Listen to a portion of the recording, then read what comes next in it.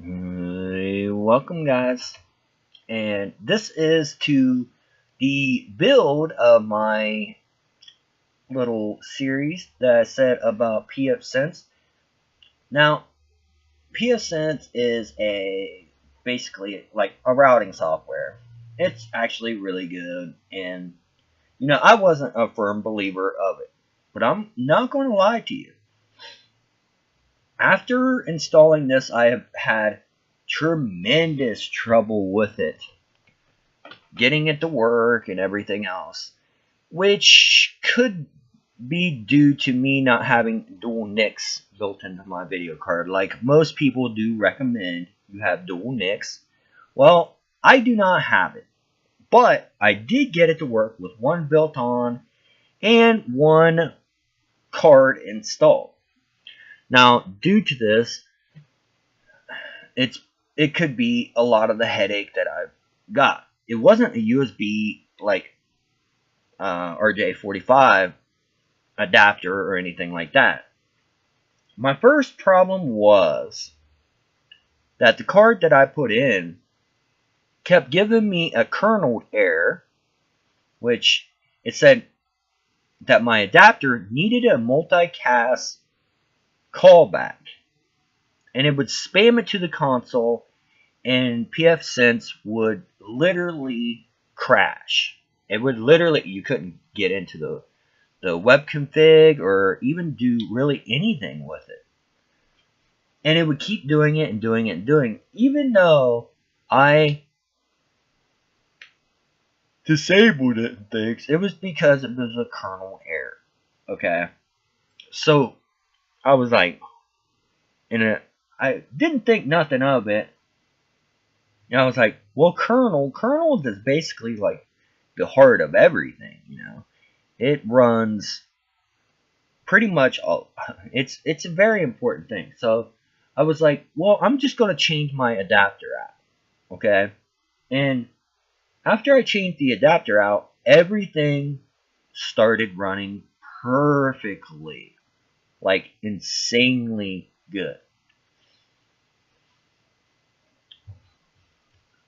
So if you're asking me if I would run this as my router now, I'm going to tell you hell yes. This thing is like going from your mom's grocery getter to being the Flash who would never have to buy gasoline ever again or anything else. This thing is freaking awesome. So, if you're asking me if this router is going to stay, absolutely. In this router, I have a little dual core, and I just have a basic setup. This is the DNS from my ISP and everything, which, DNSs, you can look up DNSs and configure it and stuff. This is what my temperature runs at most of the time. I've seen it go to 30 once, but this is just the temperature of my CPU. I have an 8 gig stick in it, which it doesn't read 8 gig for some reason. I don't know. And I've got a 750 gigabyte hard drive in it, which there is a plug-in. And this is really cool. A plug-in, and you can get all these really good things. You can read backups, bandwidth tracking. There's some for cellular cards. There's a lot of stuff. But the one that I really want to run is not the mail. Mail. Get a mail from that. Not cool. Not cool for me anyway. But OpenVPN. Where is it? There's PF Blocker, which does a source of deny and stuff. That's cool.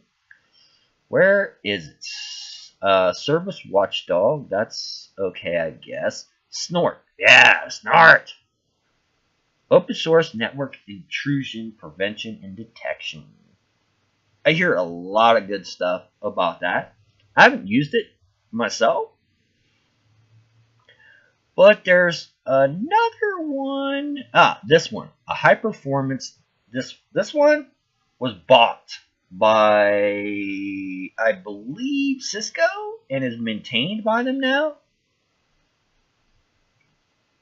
So it's probably really good. You know Cisco's not going to buy something unless it's probably good. Because they're like up there.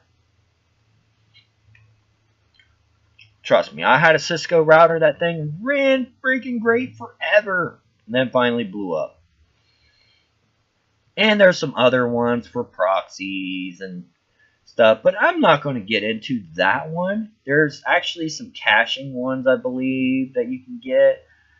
If I do this, will it give me something cool? Okay. Freshports.org? Really? There's open source intrusion and blah blah blah. Is this in tools? Blah blah blah. No ideas. This was updated and stuff then? Really?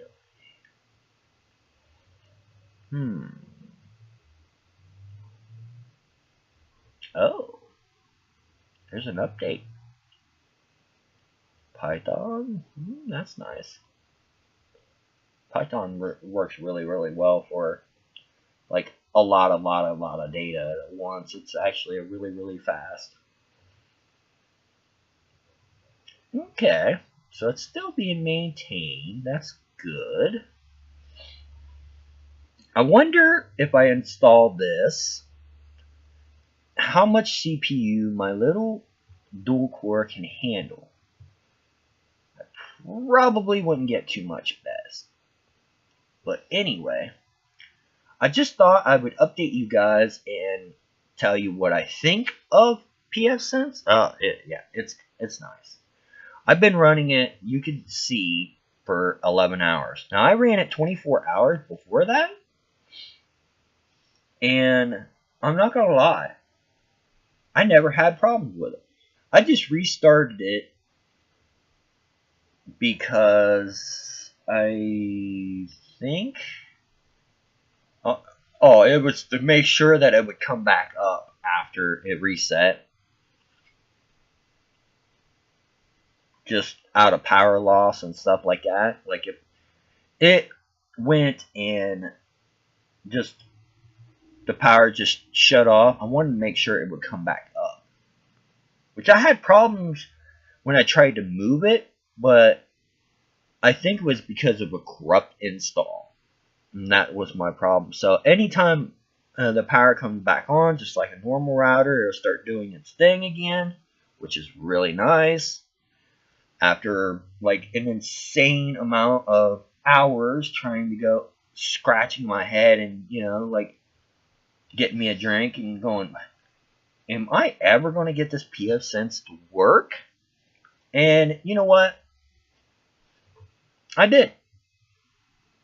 Now we got leases and everything. There's service logs, traffic graphs, and stuff. This actually works really well. I mean, there's just a lot of everything in here. So if you're asking me if this is overkill for somebody who literally is just using it as just a regular old router, yeah, it's overkill. But you know what? Here's the really cool thing that I like about this. I can actually test my hard drive. How many routers can you test their stuff? See? BSD, blah, blah. The smart start of the read smart data section. Overall health self-assessment test, it passed. Now, I ain't going to say that it's reliable on that part, but, you know, smart capabilities, let's view. And it gives you all kinds of goodies. Okay? So, And there's firewall rules, which I will go into, TCP and everything. You can set rules. I've just got mine. I played a game on it and everything, and it logged over a gig of bits, states, and all that stuff. Like, literally, going through this would take you an insane amount of time.